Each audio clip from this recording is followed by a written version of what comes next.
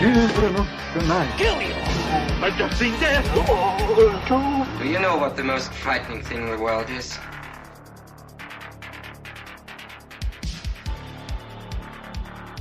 Entitled frat bros are no longer the scariest thing about Connecticut, now that there have been sightings of a strange new creature that have occurred deep in the forests of southwest Connecticut.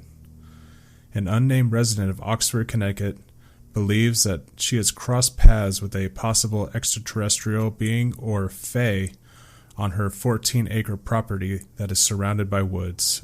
According to the witness, "I was driving down my driveway when a bipedal creature about 4 feet tall and about as wide as my thigh ran out of the woods to my left across my driveway into the woods of the property on the right. It was about 10 yards away. It looked like a tree on legs with small arms." Early on rumors suggest that this may have just been mentally challenged Fast and Furious franchise star Vin Diesel. Family. The well-known method actor may have been preparing to play Groot for an upcoming sequel to Guardians. It is also well known that Vin stands about 3'8" and has severely limited vocabulary. The witness continued, "The creature had no visible curves, hips, or shoulders, just straight.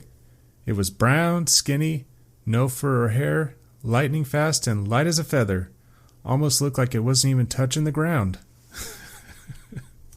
If that's not an exact description of Vin Diesel, I don't know what is. When the being was confronted, the witness stated, "When it ran, it didn't prance like most animals or run like a human. Its legs were moving as if you were pedaling a bicycle. I saw the back and a bit of the right side of it. I didn't see the front or the face. I didn't see a tail, ears, or any other body parts a normal animal or human would have." So, what did the witness see? Was it an alien? Possibly a manifestation of a tree spirit or fae? For thousands of years, there have been stories of tree-like deities from every corner of the earth. Whatever it was, we can all agree the true mystery is how Vin Diesel keeps getting work. When did this turn into beautiful world? Okay, on to our next story. The face of a supposed vampire has been reconstructed from extracted DNA. So here we got another story from Connecticut. It was in Griswold, Connecticut, in the 1900s when the Ray family alleged that they were terrorized by a group which gained the moniker of the Jewett City Vampires, which resulted in several deaths within the Ray family. It reached a fever pitch in 1854 when the Rays decided to dig up and burn the bodies of the suspected sleeping bloodsuckers in an attempt to stop the plague. A deceased man by the name of John Barber was one of the poor souls on the Rays list. 167 years later, Mr. Barber has been brought back to life using DNA reconstruction. No, hold on. This isn't some species that was obliterated by deforestation or the building of a dam. Vampires. Had their shot, and nature selected them for extinction. Does he actually look like a vampire? Not really.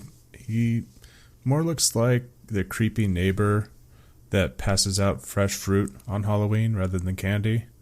That gives you a better idea of, the look. Catch this podcast and all of the podcasts that we do on the Gangline Assembly. There's lots of shows now. We got every sort of subject, whatever you're interested in. We pretty much cover it.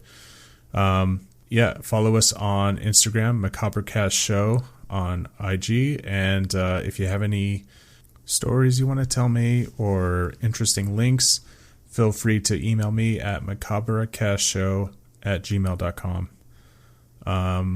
I can't wait for you guys to come back again and listen to some more. Bye.